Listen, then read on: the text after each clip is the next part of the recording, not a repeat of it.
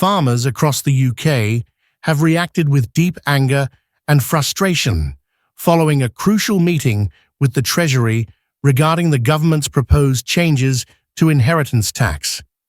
The president of the National Farmers Union, NFU, Tom Bradshaw, expressed the widespread disappointment within the farming community, describing the emotions among farmers as fury and anger over the government's refusal to reconsider its stance on the controversial tax plans. 99% of viewers watch but don't subscribe. If you enjoy our content, hit subscribe and stay updated. Your support means a lot.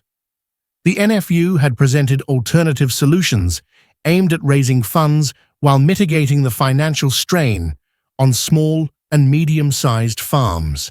However, Bradshaw reported that the Treasury remained resolute in its decision, showing no willingness to modify or scrap the tax changes. The government believes they are correct in the decisions they've made. "Disappointment doesn't describe how I feel," Bradshaw stated. "The message was clear to them today. Go away." His frustration echoes that of thousands of farmers who fear that the new tax rules will jeopardize their ability to sustain their farms across generations. Bradshaw emphasized that the government appeared indifferent to the human cost, the intergenerational impact, and the broader consequences on food production. He described the mood among farmers as one of extreme dissatisfaction, with many feeling ignored and disregarded by policymakers.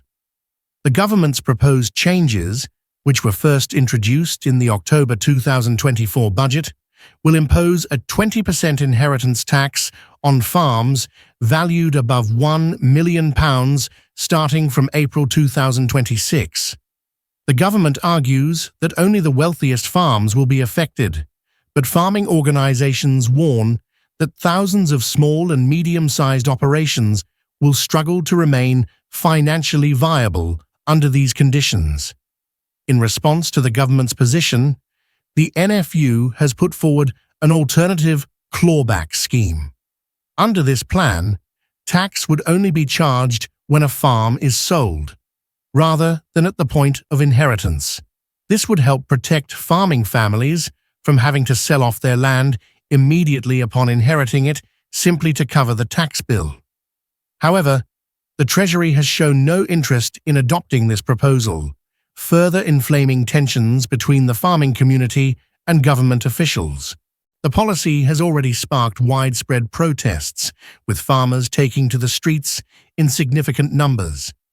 Last week, hundreds of tractors descended on Whitehall and Downing Street in a dramatic display of dissent. Farmers argue that the policy not only threatens their livelihoods, but also undermines domestic food production at a time when food security is becoming an increasingly critical issue. There has also been debate over potential future actions. Some members of the farming community have suggested escalating protests by blockading food depots and disrupting supply chains to force the government to take their concerns more seriously. However, Bradshaw has urged farmers to remain focused on maintaining public support. Public support is absolutely fundamental to pressurizing the government, he said. "We must keep public support at all costs, as that will drive political support. I get the genuine anger and frustration that farmers are feeling today, but public support will get us through this." Government officials, however, have defended their stance. A spokesperson for the government stated, "Our commitment to farmers and rural communities remains steadfast. This government will invest £5 billion into farming over the next 2 years, the largest budget for sustainable food production in our country's history." They went on to argue that the tax reform is designed to be fair and balanced. "Our reform to agricultural and business property reliefs will mean farmers will pay a reduced inheritance tax rate of 20%, rather than the standard 40% for other businesses, and payments can be spread over 10 years, interest-free. This is a fair and balanced approach, which fixes the public services we all rely on, affecting around 500 estates a year. Despite these reassurances, the policy remains deeply unpopular within the farming sector.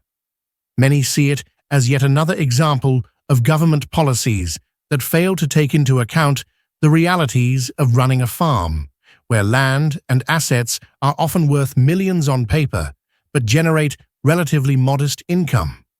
Shadow environment, food, and rural affairs. Secretary Victoria Atkins criticized the government's handling of the situation, stating, "Calling farmers in for a meeting to patronize and ignore them shows Labour are driven only by metropolitan arrogance." Liberal Democrat Environment and Rural Affairs spokesperson Tim Farron MP was even more scathing in his assessment, accusing the government of throwing farmers to the wolves. The backlash against the policy is not limited to the farming community. Rural business groups, landowners, and economists have also raised concerns about the unintended consequences of the tax. Critics argue that it could lead to an increase in land consolidation, where wealthy investors and large corporations buy up smaller farms that are unable to meet the new tax obligations. This, they claim, would further diminish the number of family-run farms in the UK, reducing competition and leading to higher food prices for consumers.